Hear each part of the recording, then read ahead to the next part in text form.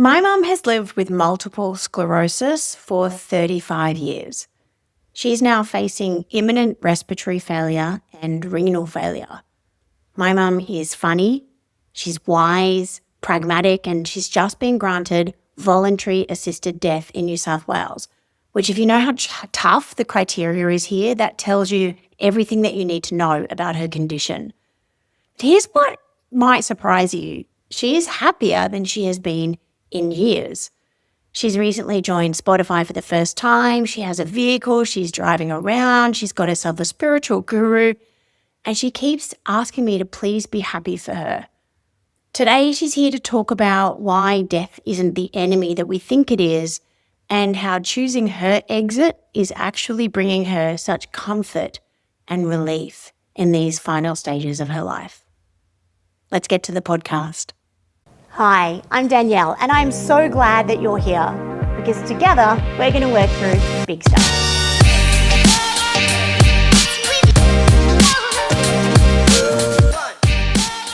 Welcome to Big Stuff, Carolyn, aka Mum. It's lovely to have you here. Thank you. My pleasure. Patience is something I've learned over the last year. Yeah, and we even talked about that This morning. Yeah, getting ready to come here on our way. There was a catheter malfunction, and we thought maybe we would check it and it would take 5 minutes, and 2 hours later, we finally got to leave.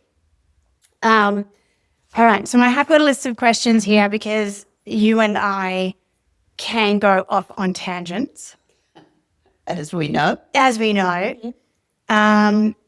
So I talked about in the intro who you are, where you're at in your life and how you kind of got here. And I think the attitude that you have now, having had this decision, having made the decision, but having also been granted permission for voluntary assisted death, your demeanor has really changed. So I definitely think so. But you keep saying that you're excited. You're quite excited to die. And that is something that a lot of people don't feel about death. Can you tell me a little bit about what are you excited about exactly? Well, I think that I've always been a bit of an explorer. And I don't mean like Scott of the Antarctic or anything. I just mean simple things like what's alive in a rock pool or, just studying life, really. I'm a big fan of life, but I'm over it now. And as this body starts clapping out, I'm excited to see what happens next. And I truly believe that there's a lot going on out there in the universe, and I want to go and look. I want to go and see what's going on. So that's what the excitement is about. What's next? Yes, very much. How do you feel about leaving this clapped out body, to use your words? How do you feel about leaving that behind? Can't wait. And I'm just dying to see what happens next, if you pardon the pun. He literally will be. Yeah. Tell us about the process of the clapping out of the body, because we saw that 60 Minutes episode, and there was that young woman who had MS and her body had clapped out quite early. Yes. And she was put into a residential facility for old people. Yeah. So when we saw that, you thought that you would rather not live than be in a really clapped out body. For you, had you thought at that stage about this stage? No. It happened slowly over the years, over 30 years. But I've been thinking about this for 30 years. And I had spoken about it with a very dear friend, and she said she would help me if the time came. But that in itself was problematic because in those days you'd go to jail if you helped somebody exit. So Well, I remember talking about it when I was 18 and I said, you know, when the time came, I'd help you and whatever that meant. And you actually, I remember you saying you'll have a family and you'll have your own life and, you know, that could end your life as you know it because you would go to jail or you would get into trouble because it was illegal in those days. So the timing of it has been quite fortunate. yes, That it is now legal, only just legal in New South Wales. Yeah. And it is often quite difficult for somebody with a degenerative disease to be granted voluntary assisted dying because it's so criteria based on prognosis. Yeah. Well, I think the thing that was the clincher for the VAD doctors was when I said, I really don't have any fear of dying. My fear is living because you never know what's going to happen next with this body. And some days I think, you know, something else goes wrong and I think, oh gosh, what next? You said something funny this morning. You said that you sometimes feel like a fraud. Yeah. Because you have a good day. You're like, oh, I'm not that sick. I'm okay. Yeah. And then other day something goes wrong and you're like, oh, actually my body's shutting down. And I laughed and said, imposter syndrome never goes away, clearly, even when you're dying. So that's something to look forward to. No, some days I do feel well. And, you know, a lot of people around me don't realise how sick I am because I look all right. You look good. You look good, lady. You were rejected the first time you applied because you hadn't lived in New South Wales for long enough, but also because you could have lived for a very long time in the situation that you were in, but more recently what's happened is your lungs. Yes. So your lungs are imminently failing. What happens for you? Oh, I get very breathless and I find it very difficult to breathe. And I think the option when I can't breathe anymore is intubation. And I think intubation is a red carpet to VAD anyway, isn't it? Yeah. So if you have a breathing tube or a feeding tube, you get the red carpet to use. Gee, that's something to look forward to, isn't it? Yeah. Well, yeah. So I just thought I'd get the jump on the whole thing and take myself out gracefully when I choose. When your turn. Yeah. Yeah.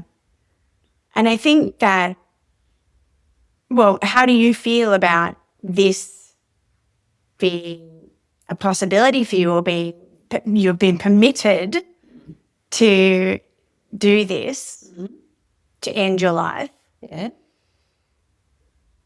When so many decisions along the way of this disease have been completely out of your control. How do you feel about this one now being yours? I think I've always been a bit of a control freak. Do you think? A bit like you, actually. Oh, thanks. Apple doesn't fall. Yeah, I think I have the right to say, thank you very much. Enough's enough. And to me, it's as simple as that.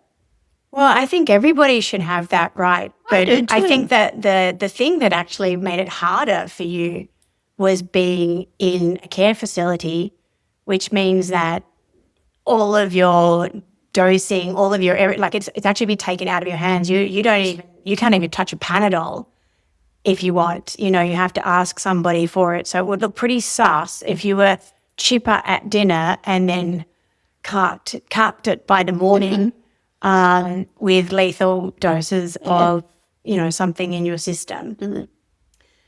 But that's what it's going to be, really. Yeah. How do you feel about the process and the day? I just think it's going to be a lovely, peaceful day. And then I'll just go to sleep. Yeah. Nice and quiet to some lovely music. Have you decided which PJs you're going to wear? Because you know that they're... Certainly have. Yeah, they'll be the ones that you'll be wearing for eternity, right? Got to wear the good ones. No stains, no spilling of breakfast. No, I'll have a lovely shower. I'll get anointed and then just go to bed and go to sleep. That's all it is to me. For those around me, I'm so sorry it'll be not as... it will be peaceful. Sure. But it'll just be upsetting, I guess. Death is upsetting. Losing someone you love is upsetting. It's not for long, though, because we will be meeting up again. We'll be meeting up again out there in the next frequency or somewhere. Yeah. And time isn't linear out there. So it might just feel like a second. For you? For me. Yeah, I'm going to live the rest of my life as an orphan. Yeah. I won't have my ballast. You've been for so many years the person that I turn to with all of my stuff. Imagine how peaceful it's going to be for you. I just had to make a concerted effort to roll my eyes. Thanks. When did you know this time around that it was the right time? I think when I got COVID and then nearly died that time, and then came to New South Wales and then got pneumonia and nearly died that time. So should we just give a little bit of context? Mum avoided COVID for the however many years that it was, 4 years that it was really, really rampant. And then she got it. And as we know, COVID attacks the weakest parts of your body, particularly a pre-existing condition. So you were hospitalised and you got very sick. Your lower extremities all really stopped working. And you were let go from the hospital provided that you went somewhere with someone. She wasn't allowed to return to her own home. And we had planned for you to come and visit me here in New South Wales. So that was very fortunate. We still got to do our road trip, but we thought, because oftentimes people get better after a few weeks and you just didn't. And then you got sick again. That's when I felt sick. Yeah. I really felt sick then. Yeah. So when did you know? Because your life is great here. Your life in Melbourne had become quite small. And since you've been here, you've had a new lease on life. You've got a car and you've got all the support and all the help that you need in the care facility. The moment was when I was in hospital and the doctor there told me what a mess my insides were, because I didn't realise I was in such a bad way. And then he told me about, this impacting on that and that impacting on this, and that could kill you or that could kill you. And I started thinking, good grief, I didn't know all that was going on inside me. Do you think it was better not to know? Yeah. Yes. But then, we asked what the prognosis was, and he said 2 months. He said it's hard to know, but possibly 2 months to 2 years. Well, 1 year's up, and it'll be heading towards 2 years. And so I'd still rather get the jump and do it myself peacefully. Yeah, absolutely. Without, losing your breath. I mean, everybody understands that. And has everybody understood? And have you had anyone who thinks that it's, I don't know, against nature or an abomination or against God or... No, I haven't. And there have been a couple of people that have been surprisingly supportive. A couple of a niece and a nephew who are very religious. Is that why you say surprisingly supportive? Because they're religious? Yes. But they were shocked when they found out that I was concerned about them. And they said, well, how would you think that? Well, they backed me up all the way. So I haven't, nobody has been against it, really. It does feel different to, say, somebody taking their life because it just feels like it's never going to get better. Yeah. This actually is never going to get better. Yeah. It does have a bit of a one-way ride. So you're simply making the choice to, I guess, get out of Dodge. Yeah, cut the ride short before seeing it all the way to the finish line. Because who knows what the finishing line is. Yeah, right. What do you want people to know about living with a degenerative, progressive illness that maybe they've never thought of or they don't know? It's just so hard. Everything's a struggle. You spend your days making strategies about how to do things, how to not drop things, how to get them back up again when you have dropped them, how to nothing. There's nothing that's simple. And then what I've learned over the last year is just to roll with it, accept help. That was something that was very difficult for me. It really was, right up until COVID forced your hand. Yeah. So you were living at home alone. You had a carer in the morning and the evening to get you out of bed into your chair, and then the opposite at the other end of the day, getting you into bed. Yes. But throughout the day, you struggled to cook, to tidy, to bathroom. I managed. You managed valiantly. I'll never forget, though, you came here for a couple of months and That was hard. What was hard about it for you? Well, what I perceived as a loss of dignity, because I had to be getting so much help with toileting, for instance. And when you were working or when you were away, I had to rely on good friends, but we had to teach lots of people or numerous people how to toilet me, and that was really embarrassing. Yeah. It was terribly embarrassing, and especially my son-in-law or my dear friend Rodney. That was pretty awful. And probably awful for them too. But I think that as humans, we're very good at just getting on with shit. So I think in that sort of circumstance, once you can get over that initial embarrassment of the body doing body things, Yes. everyone does get used to things quite quickly, and people, I think, take it in their stride much better than you anticipate. Yes, definitely.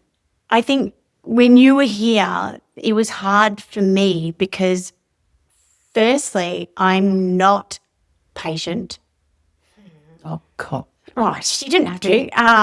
I'm not super patient, and I see myself as a very caring person with a lot of time for others, but physically caring for people is not my forte. So I found that really challenging It is. because I have such a big, full, busy life. Well, you've got your kids, Yeah. and you've got your job, and you've got... Yeah. There was a huge part of me that felt like if I was a good daughter, I would quit everything and just look after you. Oh, that's ridiculous.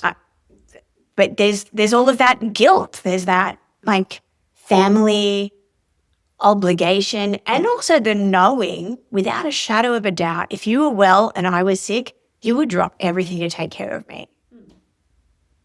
Well, that's what mothers do. Well, lots of daughters do it too. I just didn't feel like it was within my capability to do it and not go mad. Yeah. But that feels like I'm a bad person for choosing that. Stop that. Oh.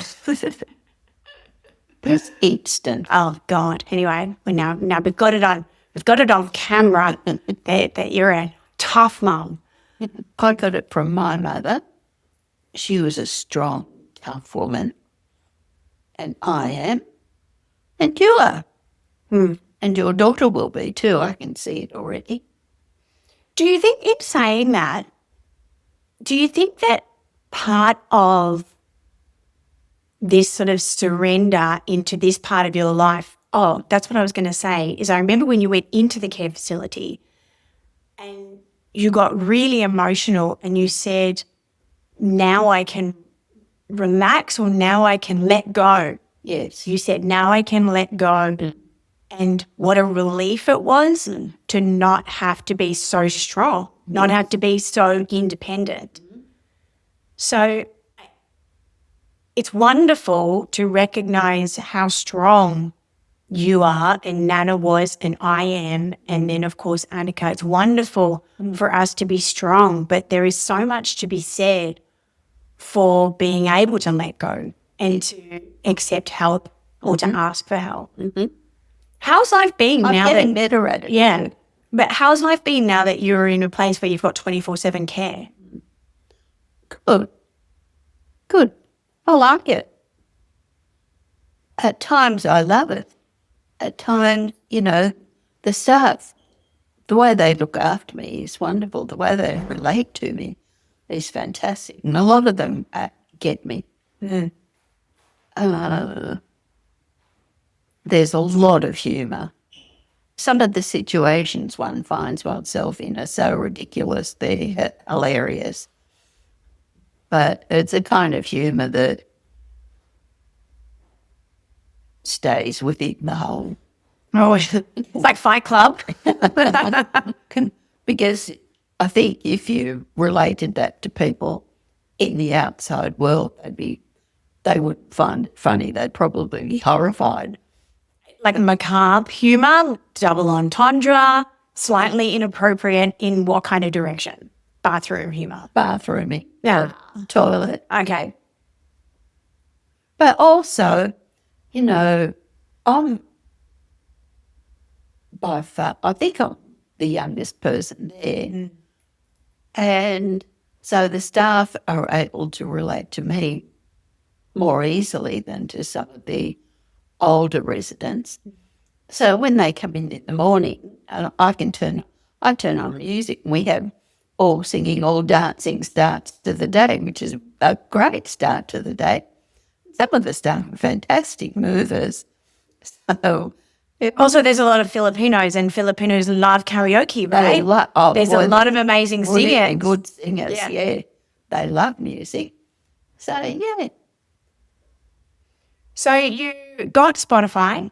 You finally we couldn't get your, what was the thing? My Google Nest. Pod, whatever. Couldn't get the Nest to work for months and months. So you had no music, and music is such a huge part, has been such a huge part of your life.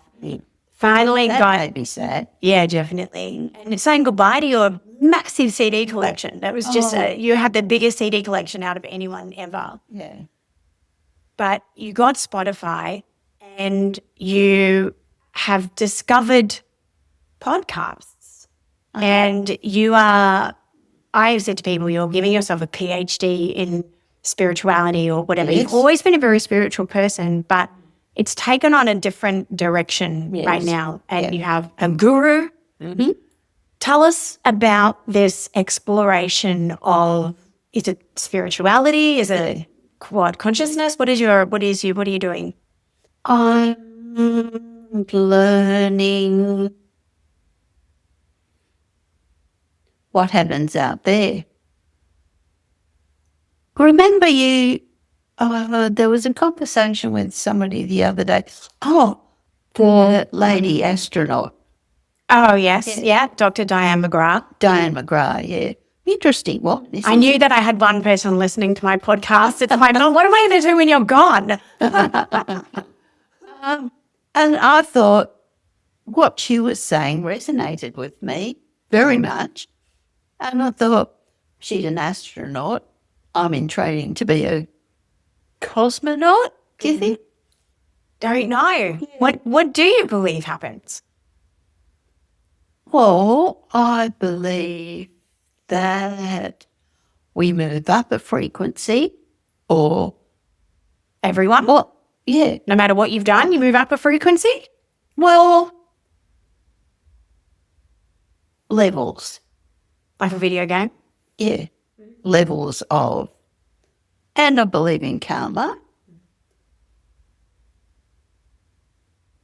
There are a lot of questions I need answered. For instance, the evil people in the world. What happens to them? How do they... What happens to them in their next life or whatever? But I've got to go and find this all out. There's a lot to learn. So I've said Elizabeth Gilbert uses the term Earth School a lot. And so you're leaving Earth School. Yes. And you're off Going to university. Off to university. Yeah. You've actually been actively seeking a guru for the last little bit, because you've met a couple of people. There was a Buddhist nun. Yes. There have been a couple of people where you have wondered if they are the person that is here to guide you and to teach you and to sort of walk you through the next part. What has been the criteria, I suppose, for someone to be your spiritual mentor? Someone who has been studying this for quite some time. Just to step back a bit, you know how we always say that things happen for a reason? Well, I don't necessarily believe that. I believe that what is happening at the moment is exactly what's meant to be happening, as awful as it is. So everything is happening as everything happens as it's meant to, rather than everything happens for a reason. Okay. So when I came here, I suddenly reunited with a couple of old friends from many, many years ago. And one of them was Jason. And he's an incredible man. His knowledge of what he has studied over the years is so surprising, because I had no idea he was interested in spirituality. And so he's teaching me, and he will be with me. He's guiding me to the end. And Jason was a childhood friend of my brother. Yes. And I can't believe how wise he is and how knowledgeable he is. And he's always sending me things of, you must watch this, you must watch that. which I do tend to. And quite often I look at it and I think, I already know all that. I'm finding that with a lot of I'm doing some deep diving into consciousness and dimensions, quantum field, whatever you want to call it. And everything I'm learning, it does feel like, I already know. Like it's a reminder, it's a remembrance rather than that's what something exactly. Yeah. So it's not something necessarily that we're learning, but we're remembering. And it's like, okay, I knew that. But people in general they're not thinking about all that stuff because we live here. Yeah. And life is so hard and so involved and getting more and more complicated that people just forget, really. And their minds are very often closed. So I think everyone should just, people aren't interested anyway. They think, they're just born, they live this life, and then they die, and that's it. And that's fine. But to me, I just think it was important that I knew what happens next. But you can't know. I mean, this is the thing. Do you think that you're finding this meaning because that gives you comfort more than the idea that there is nothing else? Yeah, but I know there's more. Yeah, I know there's more. I feel as if I'm a Gnostic rather than an agnostic. Mm-hmm. I know there's something more. I like that. How has this whole process changed or influenced how you're living right now? I remember I interviewed a woman called Emma Betts when I was a journalist, and she had stage 4 melanoma. Mm. And we talked about living every day as if it's your last. Yes. And how utterly exhausting that is. Mm. And you've got finite energy anyway. You run out of puff, probably running out of puff right now, actually, because everything took much longer. Yeah. Oh, my days get shorter. I'm sort of ready for bed, really. By 4 o'clock, I could get in my pajamas and go to bed. Not to sleep, but just to stretch out. To stretch out. Because that's the thing, I get very uncomfortable just sitting all day. It's like the world's longest haul airplane. Right? Yeah. That's you. But what about how you're living the rest of your day? What you're doing with your time or who you're spending time with? How is knowing that the end is nigh influencing how you're living what's left? Or is it? Or are you just still just doing the do? I'm still just doing the do. I don't really have that much choice. I'm trying to spend time with my friends as much as possible. And I'm very blessed because I've got some wonderful friends who one's from Melbourne, are so kind that they come up and see me. There's always someone. It's been pretty busy, actually. It's been so busy. You are far more sociable than me. You're always out and about and people coming to visit you, and you're exhausted from so much socialing, which I'm not surprised. I'm exhausted just watching it. But I don't care about being tired because I'd rather... Well, you know what they say, right? What? Sleep when you're dead, baby. That's right. Yeah. And I'm quite happy going out and spending money and everything because, as they say, ain't no pockets in a shroud. Yeah, cool. Yeah. Well, if you want to slip me $500 after this, I mean, that'd be okay. What do you want me to know about letting you go? I think I want you to know that I'll always be there with you because I'll be in you. We'll be part of each other. And you'll feel me. You'll know I'm there. I'm never going to be able to have sex again. You are totally going to wig me out and be in my brain. I'm like, what about now? Is she here now? I don't know about that. I feel like it's like one of those energetic things that is around. And I don't know but like with my mother, for instance. Do you feel like she's in you? Yeah. But I didn't realise it until I had that spiritual reading recently. And the woman said to me, well, your mum's here, but you haven't read the signs.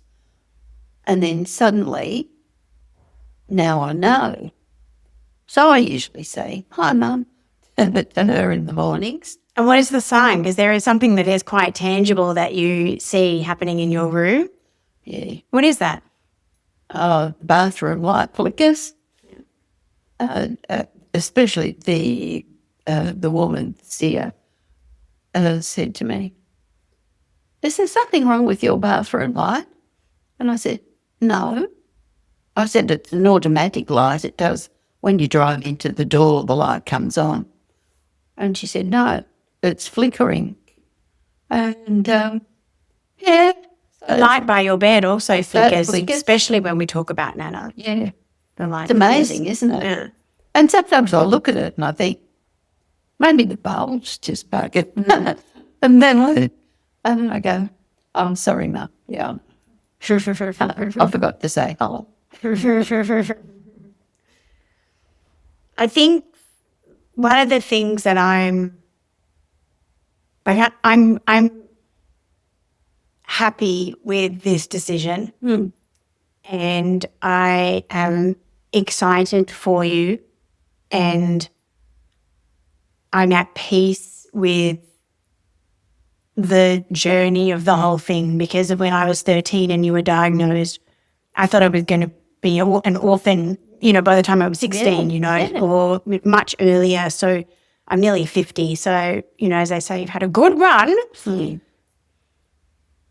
But the thing that is the hardest for me is that person who is, has been my anchor or my rock for so many years, won't be there. So the conversations and the esoteric conversations and the inside jokes, all of that sort of stuff, I'll be, and I know that you feel it too, because sometimes you think, oh, I really wanted to talk to my mum today. Yeah, I know.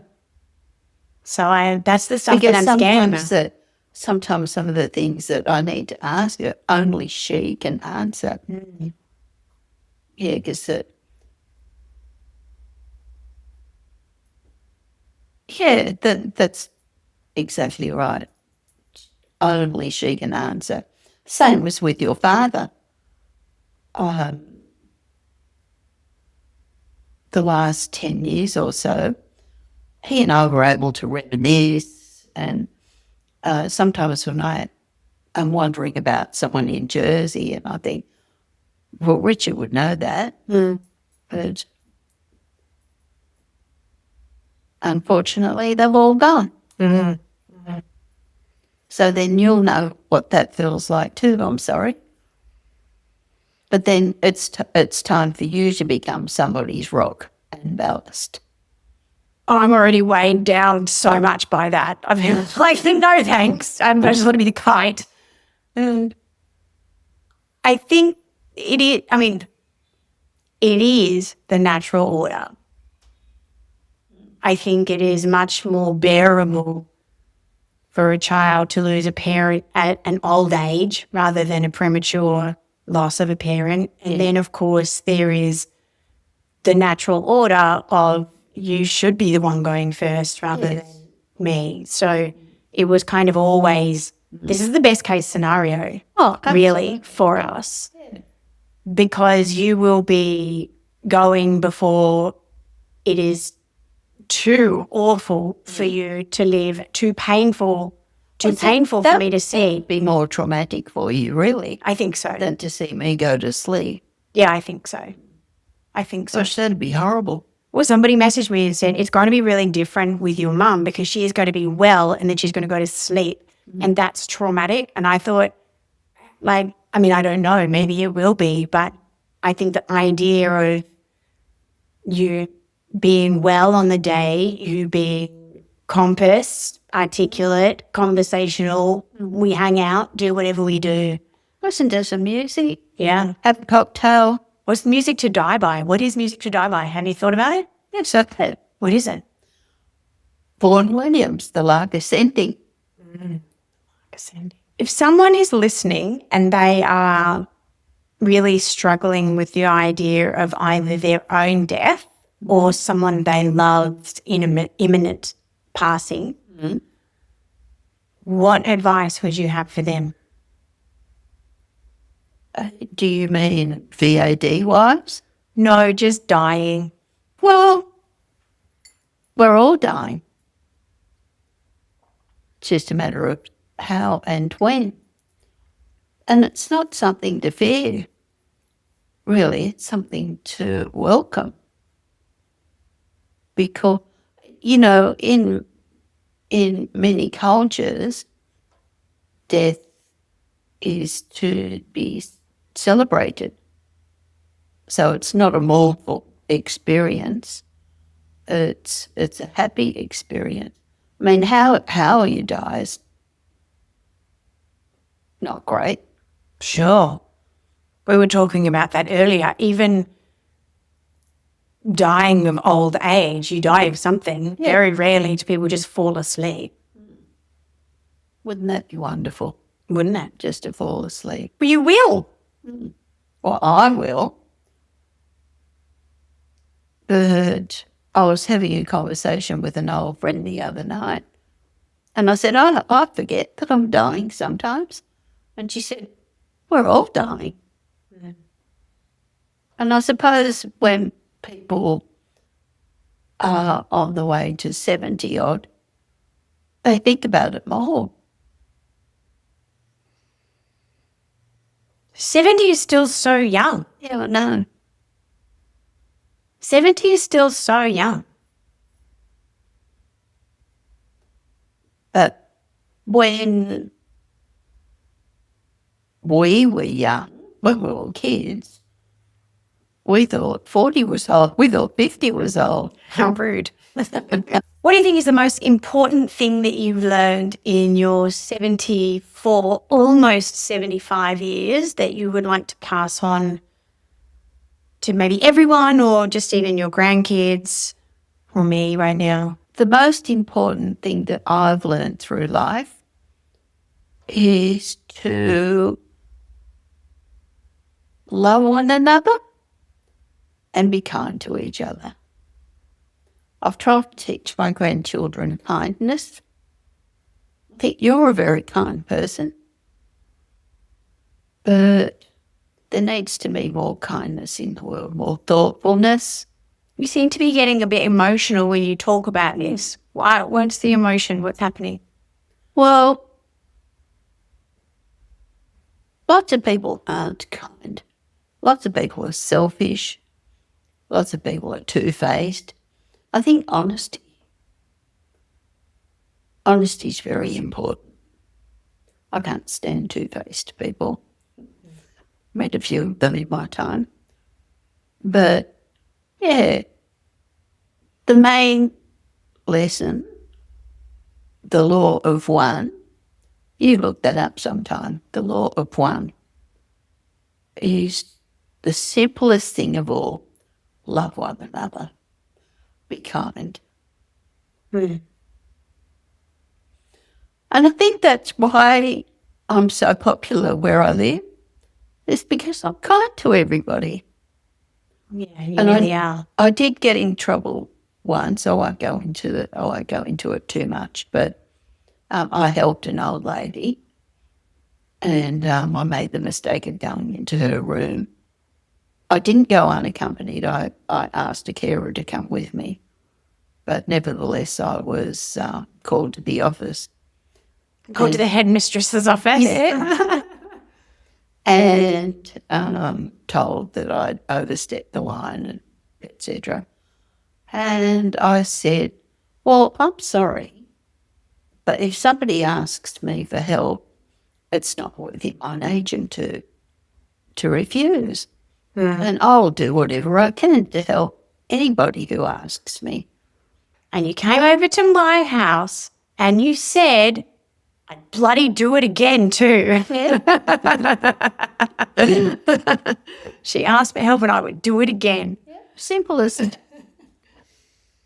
So that's my lesson. I would teach all my grandchildren, my children, my grandchildren, and everybody around me really is love one another.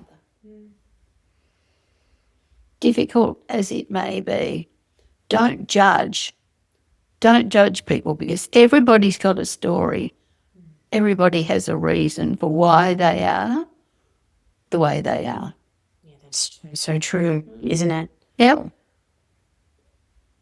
Just before we leave, what do you want people to think, like as when you leave this conversation or whatever, what sort of thoughts do you want them to leave with about your death? My death.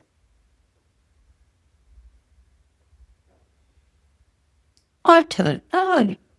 One thing that you definitely said to me, because I was quite surprised that you were granted it because you had been rejected once before. Yeah. When you were given permission this time, I was quite shocked. And you just looked at me and you said, oh yeah, I was. I definitely cried in the car. I left that. I didn't want to cry in front of you, but I left the meeting and I sat in the car and I howled. And you said to me, be happy for me. Be happy for me. Yeah. That's definitely something that I'm going to Struggle with. No, not struggle with, but hang on to, I think, grip onto throughout the process while I'm processing my own feelings about it, is to remember your ask is that I'd be happy for you because it's not even about me. That's right. It's not about me. It's not about... And I've said all through this process, I've spent my life doing things for other people and helping other people. And the time's come now where I have to think about myself. And that's what I'm doing. And I don't feel selfish about it. I just think the time's come for me to think of myself and to make life and death as easy for myself as possible. Yeah. I love you. I'm proud of you. I am. I'm proud of you. You're proud of us. Good team, aren't we? We are a good team. We've been a very good team for sure. Making me just a little bit emotional. That's okay. We would want to be. What's been the hardest part about this decision? What has been the toughest part? The hardest part is thinking of other people. Not other people, not how they feel. Not, about my decision. What's the hardest part? Worrying about them being upset. But you want them to be upset because grief is directly proportionate to love. Yes. So the more people love you, the more grief and upset they feel. So really, you want everyone to be like super sad. Okay. But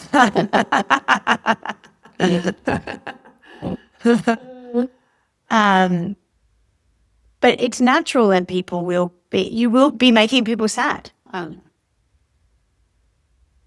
But whether you die now or you die later, it's natural. But any of my brothers could be run over by a car tomorrow or have a heart attack. We're all of that age now. So this is life. Your family has got excellent genes, though. They kick on for a really long time. I know. They really do. So what are your wishes for the last few months? What would you like to do? Not bucket list, but, what do you want your next couple of months to be like? It's 5 months now. The last 2025's been, apart from the illness, it's been quite a good year. So I think I'd just like to carry on like that. Spending time with my family, catching up with all my mates. And as I say, I've had a wonderful time with all my friends from Melbourne, who've come to see me.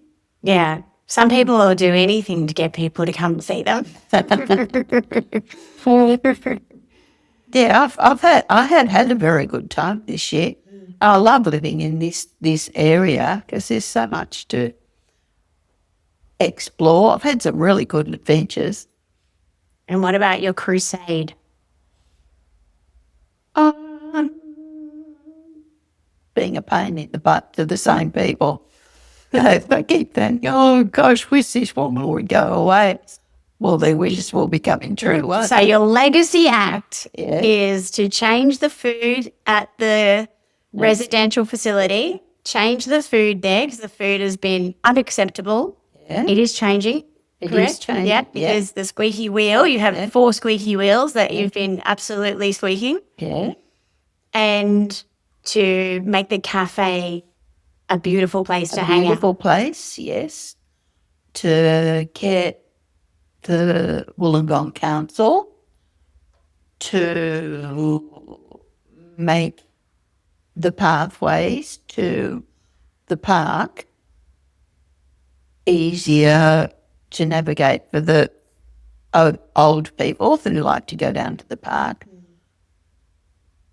And for myself, it won't happen in my time, but I can't go on the pavement. I have to go drive on the road to get to the park. And when it's been raining, the sidewalks are just muddy puddles and messy. So that's going to be my next mission. Right, you've got 3 missions.